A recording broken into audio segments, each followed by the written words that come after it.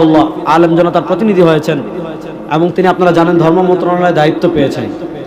তো বাংলাদেশ আমাদের শাহেখ চরমনায় গত শুক্রবার যে কথা বলেছেন যে এই 52 বছর পর্যন্ত যারাই কালের পরিক্রমায় দেশকে শাসন করেছে তারা কেউ শাসক ছিল না, শোষক ছিল। তো এই যে দীর্ঘ লাশের বিনিময়, দীর্ঘ রক্তের বিনিময়, এত কিছুর পর বাংলাদেশ স্বৈরাচার মুক্ত হলো, প্রশ্ন হলো আমরা এখন কেমন বাংলাদেশ চাই? এই 52 বছর যেভাবে যে বাংলাদেশ একজনের হাত থেকে আরেকজনের হাতে গিয়েছে, একজন থেকে আরেকজন পরিবর্তন হয়েছে, শুধু এতটুকু, কিন্তু মানুষের মৌলিক যে অধিকারগুলো রয়েছে, বাক স্বাধীনতা ছিল না। একটা মিডিয়া একটা কথা বলবে, এটা যতটা না সরকার দেয় তার চেয়ে বেশি হলো পাচাটা।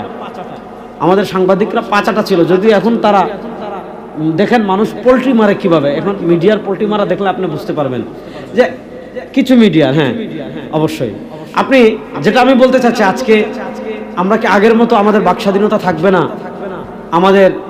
আমাদের নিরাপত্তা থাকবে না, আমাদের ধর্মীয় বিষয়ে কথা বলার স্পেস থাকবে না।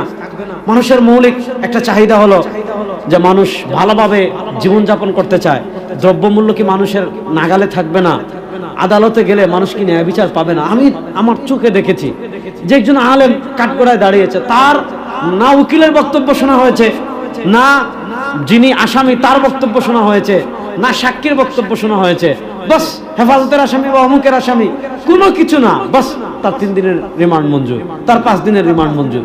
এবং এমনও হয়েছে এই যে সাম্প্রতিক কালের ছাত্র আন্দোলনে এমন অসংখ্য মানুষ গ্রেফতার হয়েছে, তাদের কোনো না উকিলের বক্তব্য শোনা হয়েছে, না তাদের বক্তব্য শোনা হয়েছে। মানে এমন একটা জুলুমের যাতা করে আমরা ছিলাম। তাহলে এই যে একটা দীর্ঘ আন্দোলনের পর আমরা মুক্তি পেলাম, এখন প্রশ্ন হলো আমরা কেমন বাংলাদেশ চাই? আমরা কোন বাংলাদেশ চাই? কোন ধরনের বাংলাদেশে আমরা বসবাস করতে চাই? তো আমরা চেয়েছি জাতীয় উলামা মাশায়েখ আইম্মা পরিষদ, আপনারা জানেন যে আলেমদের প্রতিনিধিত্বকারী একটি সংগঠন। তো আমাদের দায়িত্ব ছিল যে বাংলাদেশের অন্তর্বর্তীকালীন সরকার যারা হয়েছেন তাদের কাছে আমাদের মৌলিক দাবিগুলো উপস্থাপন করা, যায় আসলে আমরা কোন বাংলাদেশ চাই।